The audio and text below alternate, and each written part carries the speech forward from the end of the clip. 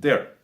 Now that this has been established, let us move on to the intermediate stage and step 3. So, step 3 is going to be your first introduction to more advanced arm training.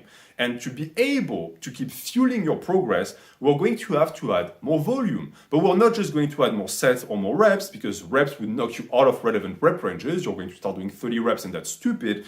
And more sets might become boring and it might create overuse injuries. So what we're going to do is we're going to add variety to the program by picking one more movement for biceps and triceps. So you have a total of 4 to 5 now. 3 to triceps, 2 to 3 to triceps, and 2 for biceps.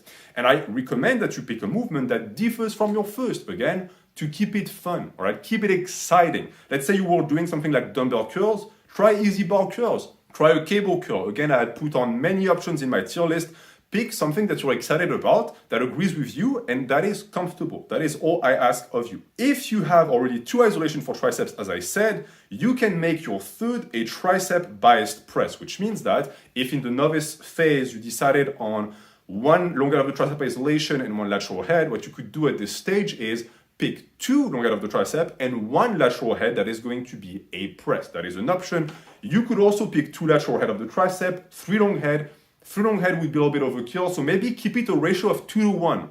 2 to 1 is a good ratio. Once that is done, you end up with more movements to play with, and we can introduce new rep ranges and new sets. So now, step 4 is going to have you do 6 to 12 sets a week. So we doubled the amount of sets. Does it mean that you as a novice is going to go from 6 sets to 12? No, I want you to build up to it, okay? Again, just do as much as is necessary to grow. Keep those gears in your back pocket. You are at 6 sets, try doing 8. You are doing 3 sets 2 times a week, try doing 4 sets 2 times a week. That is plenty for growth. That's 2 additional sets. That is going to last you maybe 4 months. Only add sets when necessary, okay? Upper cap and limit of the sets you will do is 12. For the intermediate stage, it's 12. Again, why? Because I want you to progress within that range of volume. I don't want you to do 20 sets. You can progress with 12 sets. You can progress with 6 sets.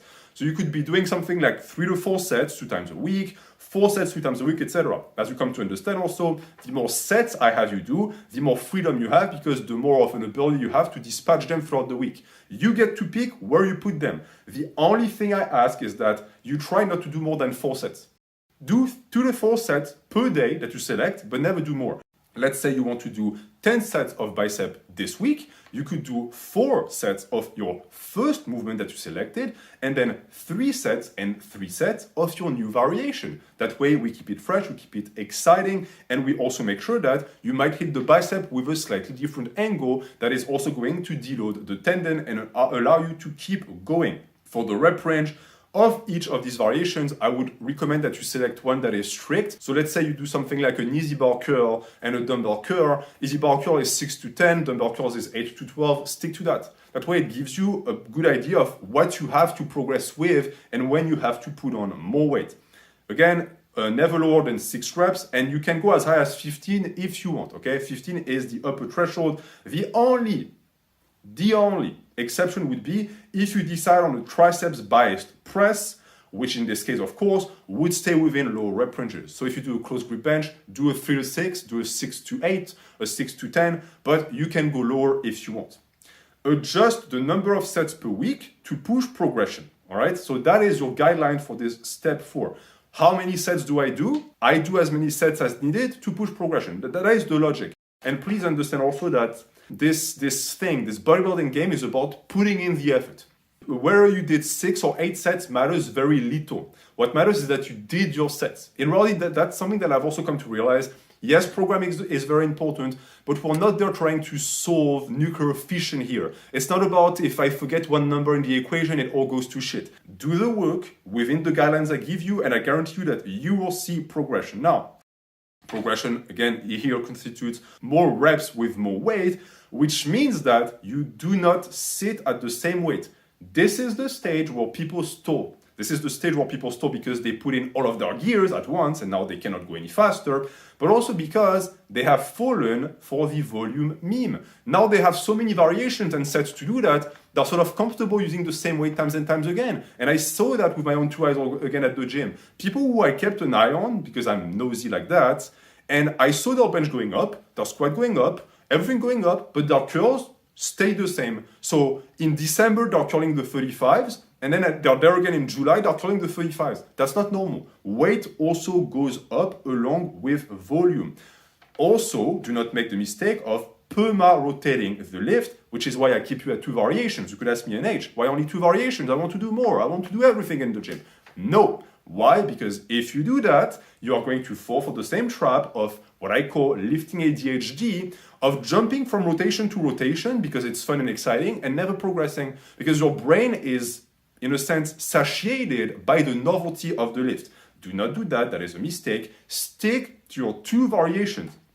In total, you have 2 for the biceps, 2 to 3 for the triceps. That is plenty. I do not want to see you do more than this. However, this is an absolute statement, and I'm starting to sound like a dictator here, like I decide what to do.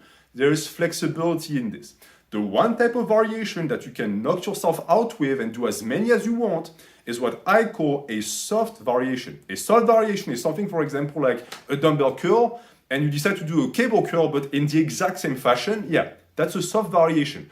You're not going to lose on progression because you just modified the implement. Same goes with a towel. You want to do your curl with a towel, it's fine. Do it. It's a soft variation. With a rope, it's a soft variation. What I don't want is you to go from something like a preacher curl to then a cheat barbell curl and think, well, it's still a bicep movement, so it counts as a rotation and variation. No, it doesn't, because it's not in the same line of specificity. So if you have a tricep movement, and let's say you maxed out, you have your 2 variations, and you want to try a third one, that's fine, but it has to be a soft variation.